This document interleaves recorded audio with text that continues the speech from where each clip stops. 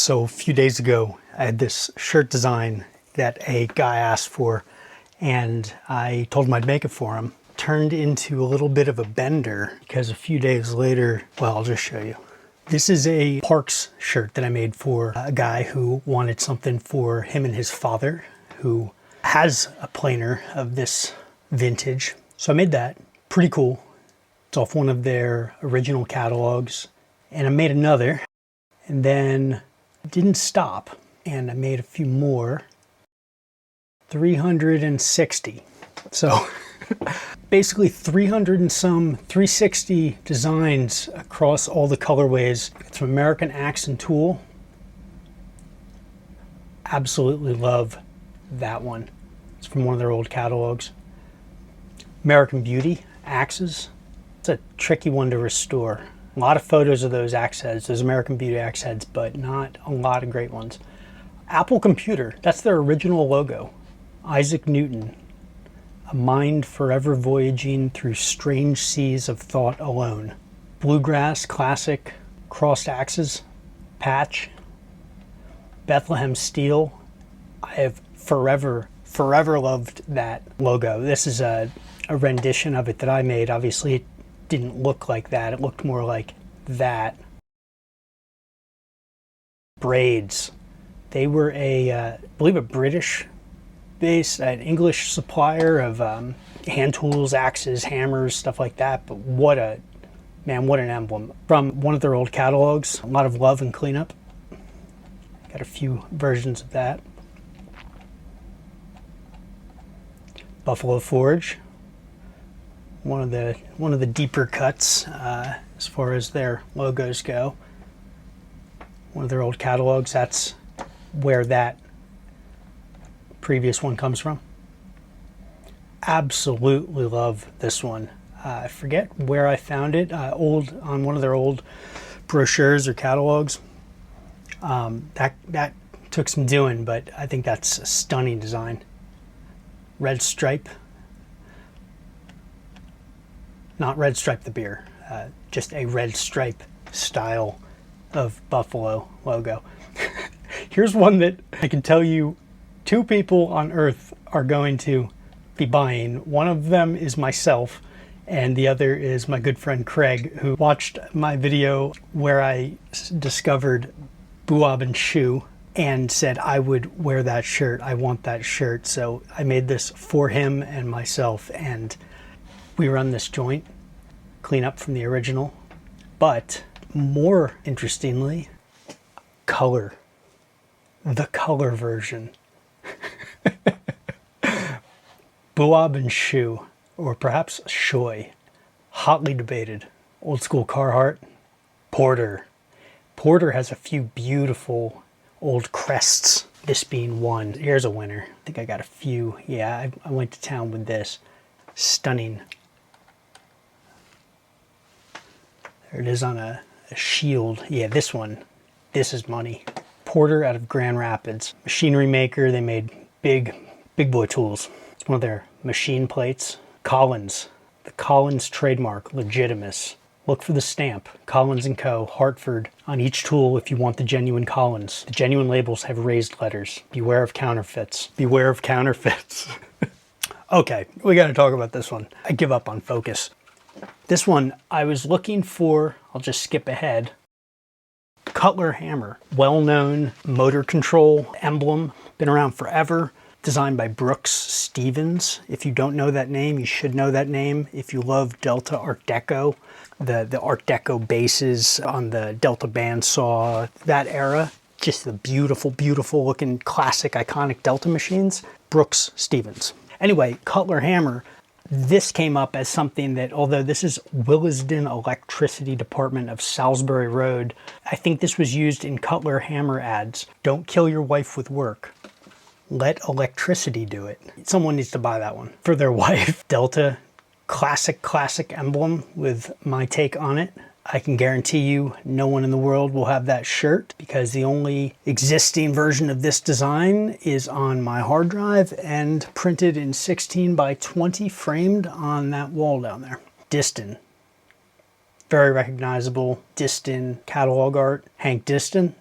our boy, on maroon. I think that's sharp looking. Disston, the brand that stands the test of time. One of the most enjoyable brand names to have on the tongue. Hammacher Schlemmer Co, New York since 1848. They were a huge name in their day of builder's hardware. I think it would be like a McMaster Carr, Sears Roebuck, Montgomery Ward kind of thing. Workbenches, and they have some really cool, really unique artwork in their catalogs. Some crazy stuff with like elves and HS & Co, New York. Hay-Budden, Hay-Budden Manufacturing, Brooklyn. Very, very cool anvil for your chest. A couple wild styles. I just thought it looked cool. Another well-known iconic supplier, Hibbard, Spencer, Bartlett & Co. out of Chicago. Definitely putting their best foot forward, our very best. Beautiful, beautiful. I think these were buttons originally. Shout out to Barry, old tape, because I definitely saw any number of these on his Instagram. Use them as reference. He is a constant source of inspiration. His mad collection. Another take on it, half-tone style. I like that a lot. Hults Bruk out of Sweden. Axe guys now. That, I'm calling that top 5 most beautiful and interesting designs I've got here from one of their old catalogs. Absolutely just love that. On this natural color shirt, ideal. Here's a deep cut, deep cut. Jonsereds out of Gothenburg, Sweden. I know of this beautiful old artwork from W. Gibson and Söner, which was, I believe, the world's first bandsaw. 1890 something. There's only one that I know to exist, and it's out of someone you've seen on Instagram. Can't pronounce his shop name, but he has one. This is the company that W. Gibson and Söner turned into, I believe, under the same founder. I forget the history. Another very cool mark from Jonsereds. There it is. This is, to the best of my knowledge, the first bandsaw. It was at the, I want to say, Paris Exposition, like the earliest World's Fair, in black and white colors. Absolutely fascinating. I'm obsessed with this machine, the rarity of it and the beauty of it. It's not only rare, but it's also absolutely beautiful. A lot of things are rare and ugly, or rare and garbage, but man, what a piece of art. Kearney Trecker. Kearney Trecker has some of the most fascinating artwork in their brochures and in their literature. If you go back and went through like their entire archive, but they also have, I don't know if this was intentional. I mean, it had to be, because there's no way it was an accident. Their machines, the design and the forms of their machines, they all have crazy personalities. They look like faces, and they look like entities and characters, like they're gonna come to life, kind of like the Boris Artzybasheff Machinalia, which we'll get into. This is a piece of catalog artwork that I thought was pretty damn stunning. I got their machine plate in a whole bunch of varieties. Have machined this into a couple of rather large signs out of Korean. Also, talk about a tagline. If it can be milled, mill it faster. That's on like every page of a lot of their old brochures of a certain era. If it can be milled, mill it faster. That's a sleeper line. That's badass. There, this is what I mean. This is their overarm from one of their mills, a straight on view of it. Tell me that's not a face. And they knew it because they used it like that. I mean, they had someone doing their product design that had a soul. Absolutely love that. It's like a little alien or something. All right, we're into Kelly. This needs no explanation, except to say that, again, much like the Delta Art Deco before and some others that you're going to see, this is a unique take on it. I find to be quite beautiful, kind of a painterly, weathered style. I've made like 100 versions of this Black Raven design, and I'm certainly in good company of people who love and admire the original design. If you want a big axe just straight down your chest, it's a piece I actually have hanging on my wall. I'll take one down. Pretty cool. I like these. It's about 18 inches. Anyway, onward. That's like the one I was just holding up, except this got a black label on it. Simple, round style, weathered it out a little bit. By the way, these are pretty much any time, if you're seeing a black shirt, this is a black heather. Black's definitely one of the most popular colors, understandably. Everything typically looks good, if not best, on black. I've always used what's called vintage black, which is a kind of a washed black, dark gray, but I think the black heather is going to be even better. So heather has a little more flex to it. And anyway, yellow, that one's nice. I like that one a lot. A few more flavors of this. Experiments I've done with the same base design. That one's slick. Black on black too. I think that could be really, really tight. Copper on black. This I think is the winner though. Even if not on white, on like athletic heather, on like a heather gray. I did like a spray paint kind of effect on it. Works really well. Kennedy cats. This was hard to find. I had to dig deep onto archive.org. I found one reasonable version to work with to get these cats out. They're obviously, well, if you know, you know. Kennedy, maker of toolboxes, probably best known for their toolboxes. They've got a lot more Kennedy. These are the cats how you normally see them. I'm sure they have names. If they don't, someone please suggest their names. They gotta have names. I really love this emblem. I did a bunch of variations of this. I mean, they gotta have names. Someone name them, please. Did a bunch of flavors of this. Colors that are inspired by permutations or variants of this emblem as I found it on toolboxes. I found it in this kind of green. Very cool color. It also has some heritage to it. Really like this. This is a Bella Canvas steel blue, which I like a lot. Somewhere between aqua and not aqua. Kind of a baby blue for grown men. Metallic teal as well. This is another take on, again, an original design that I did a good deal of work to get it into shape. I think that's quite beautiful. Obviously same design in the center, but I like those end caps, and I really like this Kennedy Manufacturing Company, especially the company and the C, how it just wraps. A slightly more modern era Kennedy. I want to say 70s, 1970s. I'd have to double check myself. Cleaned up off of one of their old catalogs. Obviously this is also seen on toolboxes of a certain era. Really like this style. Obviously same basic design, but I did kind of a halftone on it.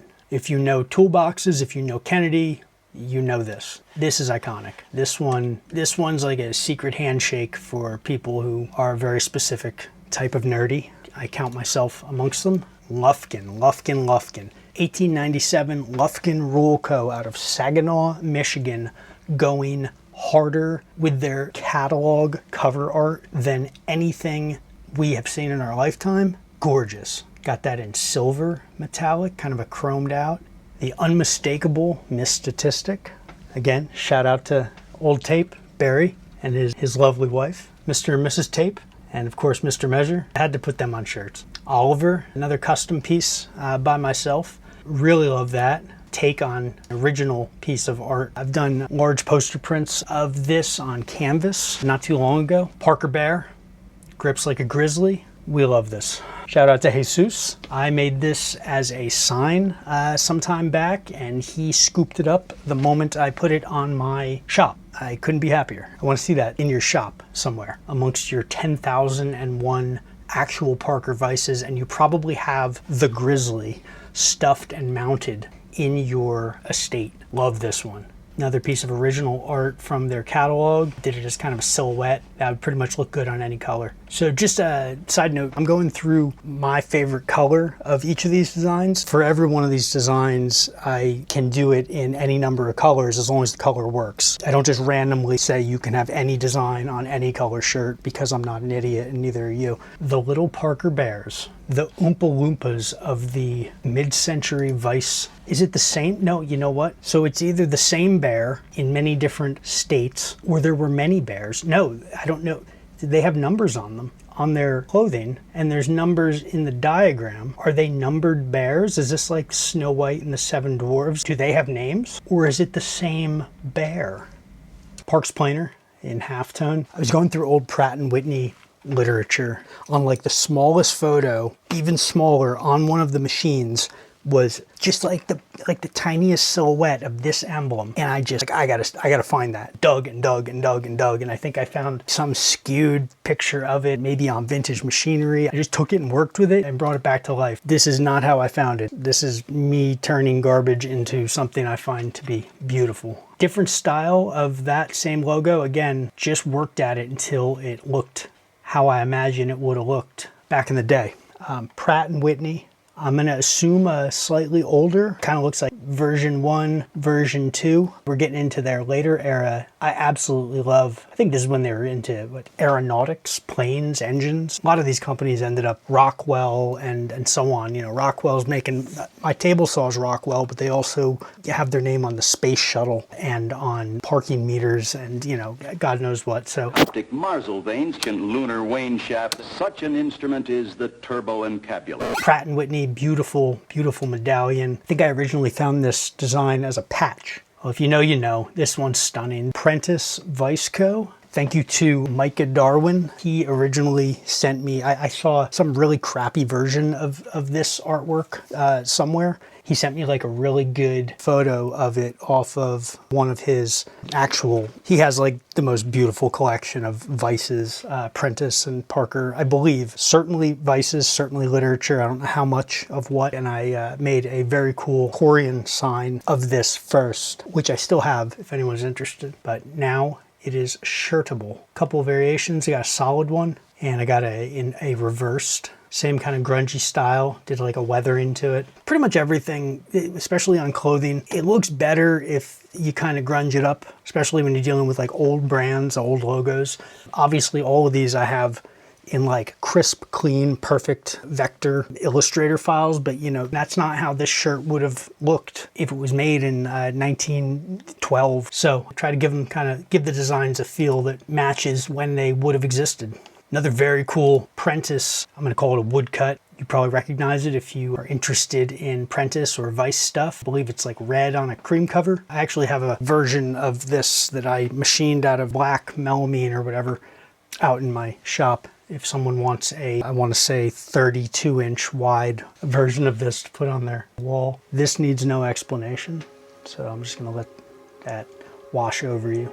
There should be like an angel singing, some kind of like orchestral rise. Very cool, very unique design from Plomb, which became Proto-Tools. Plomb evolved into Proto-Tools, both out of Los Angeles. Hand-forged Plomb on natural. I think that's a beautiful color combination. Clear design, so everything that's white knocks out and shows whatever the shirt color is through it. And then a solid variant of the same.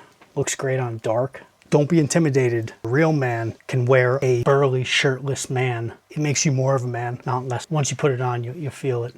You'll know. If you feel a little weird, buy it with this, and it zeroes things out. Another very cool one. More minimal design. I've made this one into a sign somewhere, but this is kind of more of like a wear it to church friendly version. You'll still get judged, but only by people who pay attention. The naked woman is much more discreet. Classic Proto-Tools Los Angeles Flying Lady in a couple of largely original colors that I've found. I have a bunch of these. I have 3 of these in different colors. Made these are MDF. Anyone wants to swag out their walls, I got that in red and cream, blue and yellow, and black and lavender, or whatever is a cooler color name than lavender. Love that one. I did kind of a paint wash effect on these big, flat, solid blocks of color on shirts. Aren't quite as interesting as adding a little weathering, a little character to it. Really love that color combo. It's like a absolutely bold yellow, something like a purple ultramarine. Can't tell you the Pantone swatch names for that. I don't have $20,000 to buy a Pantone swatch book, so no, that's not true.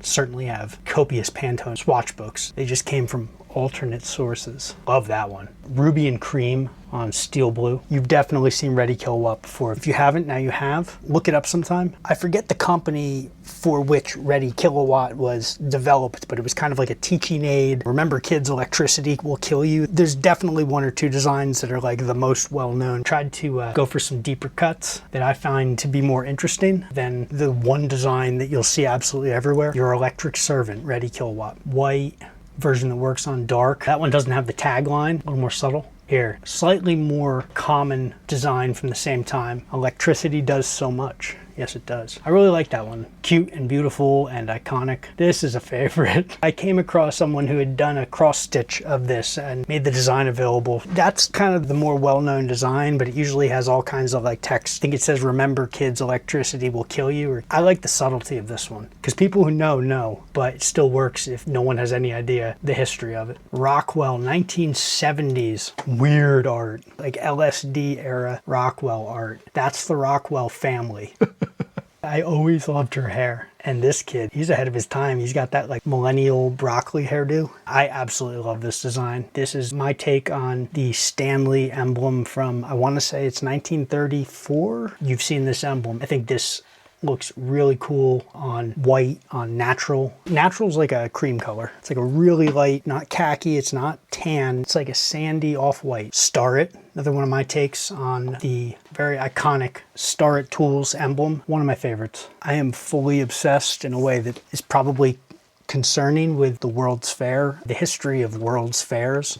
1939 and 1904 are probably my favorites, because if you don't have a favorite World's Fair, what kind of person are you? But this is, I think, one of the most iconic, interesting, and timeless designs I have ever seen, full stop. And it was from 1939. This was on buttons. People in 1939, children and families and the elderly, were wearing buttons that said, "I have seen the future," that looked very much like this. They didn't actually say 1939 New York World's Fair. I added that, but that is original lettering from the time. That's another top 5 coolest designs in here. Another rad one from 1939. I was there. I think there's something very ironic and interesting about wearing shirts that say I was there for something in 1939. I don't like ironic shirts. I do like designs that kind of time travel. There's something jarring about thinking about 1939 being the time when people were thinking and feeling, I have seen the future. And I was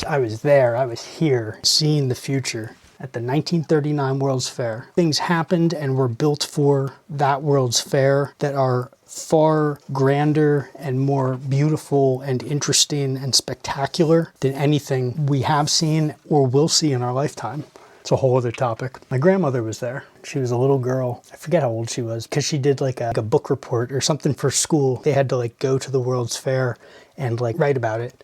The closing line, I think it says, one way to read it is, "It will always be a part of me," which is sweet and beautiful if that's true. But the first time I read it, and I still think what it says is, "It will always still just be a park to me," because it was in the Flushing, it was in a park, and that would be so much funnier. Like her takeaway was, "It'll always just be a park to me." Boris Artzybasheff, the Russian madman, turning machines into strange and surreal, what he called machinalia. Very interesting, very cool pieces. This is a collage I put together of some of his more well-known depictions. Got a Brown and Sharp in there. I believe that's a Milwaukee or Cincinnati mill. Got a bunch of these. Got this one colorized. That's a very cool design. Got that in black and white.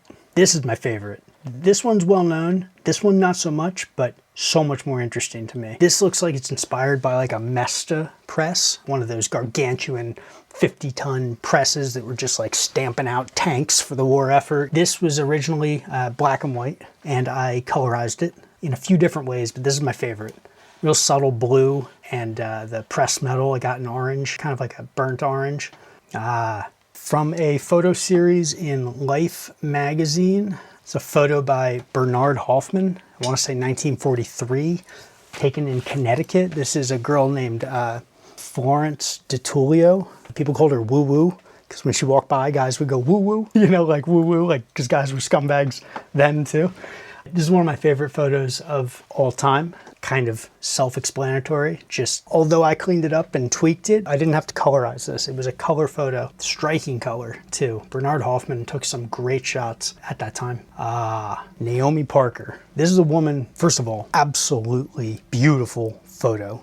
This is the woman that you should know as the inspiration for Rosie the Riveter. For about 30 or 40 years, some other woman was basically claiming that she was the one who inspired Rosie the Riveter and so on. Finally, the truth came out, and turns out it was Naomi Parker. Naomi Parker Fraley. There's more to talk about with a lot of these photos. This is the original Rosie the Riveter. Absolutely timelessly beautiful woman. There's more photos of her. 2 versions of that. I might do one with the actual full spread, like the cutter before. Another one of my favorite pieces of art. The artist, same artist as the Saturday Evening Post cover of the man tool shopping, kind of longing for the bandsaw in the window. I've been selling that on a shirt, and that's always been a very popular shirt for good reason. And the artist, notably not Norman Rockwell, I would say a more interesting artist named Stephen Dohanos. Dohanos. This one I call shop class. Bit of Americana and you will notice all of the kids are not staring at iPhones. Got this kid working the bandsaw back here. Got this kid about to hammer his thumb. Kids doing things with their hands, making things. Very old, I want to say 1913, 1915, from a publication called The Carpenter. Obviously, strength comes from well-directed toil. Ain't that the truth? Real efficiency is incompatible with low wages and long hours of toil. Very cool, kind of woodcut style artwork. One of my favorites. Another one of my adaptations of the Walker Turner Machine Tools emblem. I have this in 2 flavors. Green, it's not lime, chartreuse, and the reddish orange. And we got Warren Tools, their adorable seal, the balanced line, and the seal is balancing tools in a way that actually seems to make sense physics-wise, maybe. I mean, it's pretty advanced physics for a seal, at least. And then another Warren, not Warren Tools. This is Warren Axe and Tool with the Bulldog. Very, very cool design. Their actual lettering for Warren Axe and Tool I find to be kind of boring, so I just kept the design. I think it stands alone pretty nice. Another very beautiful piece of original artwork from deep in one of their catalogs, kind of their crest, Bulldog logging tools. That's a very cool design. And have that on gray. That's about it. That's gonna do it. That's my 3-minute video that is now probably 45 minutes long. If anyone's interested, at some point, these will be buyable on MrSawdust.com, which is where there's about 200 shirts already. You're welcome to go check out. If you want 1 or 2 or 40 of these, let me know. I absolutely love taking a minute to put these up when someone's saying, I want that shirt. I want those shirts. There's a reason to do it. Doing all 200 of these at once is exhausting. Contrary to what you have heard from every YouTube video you have ever seen, managing this level of inventory and variation on a Squarespace platform, one of those things that makes you want to eat your gun, but I'll do it.